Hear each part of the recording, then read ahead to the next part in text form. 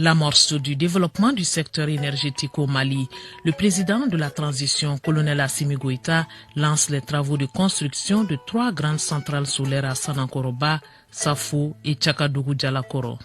3 zones stratégiques, 3 projets d'envergure destinés à atténuer la crise énergétique. Le mix énergétique va donc s'améliorer avec un plus, le soleil, une source inépuisable de production d'électricité.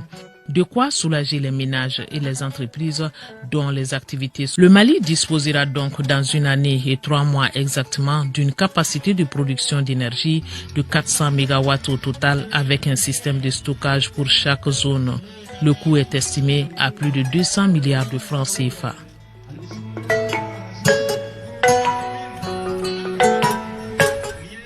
La première centrale solaire installée à Sanankoroba est de 200 MW pour un financement de 120 milliards de francs CFA. Elle sera bâtie sur une superficie de 314 hectares.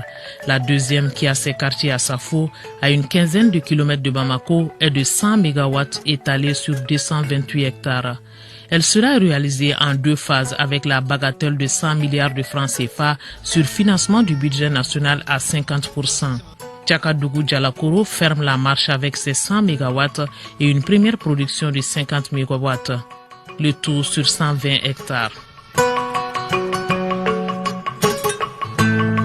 Dans sa politique de diversification de partenariat avec des résultats concrets, le Mali a donc conclu des contrats avec 3 partenaires pour la réalisation de ces centrales solaires, la Fédération de Russie, la Chine et les Émirats arabes unis.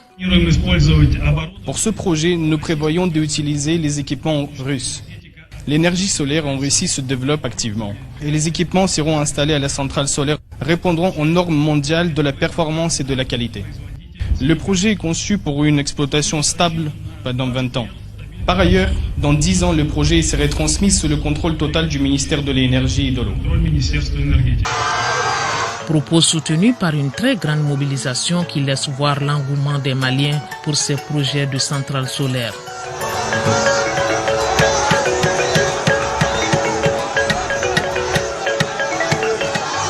Période cruciale, réponse du garant de l'État et du bien-être du peuple qui a tout enduré pour le Mali, la patrie étant au-dessus de tout. Et face à un peuple résilient, il faut être à hauteur de mission, une conviction du président de la transition. La centrale de Tchakadougou va compléter celle de Safo et de Sanankoroba, soit au total 400 MW. Ces capacités de 400 MW vont nous permettre de sortir progressivement de cette crise énergétique que connaît notre pays, aussi d'amorcer notre transition énergétique vers les énergies renouvelables, aussi promouvoir le développement socio-économique de notre pays. En termes d'employabilité, ces 3 centrales vont permettre la création d'emplois directs et indirects qui vont impérativement impacter positivement la vie de nos concitoyens. Je voudrais encore une fois de plus, et je ne cesserai de saluer le courage, surtout la détermination du peuple malien à accompagner cette transition. Et notre souci, c'est toujours d'améliorer le bien-être de nos populations.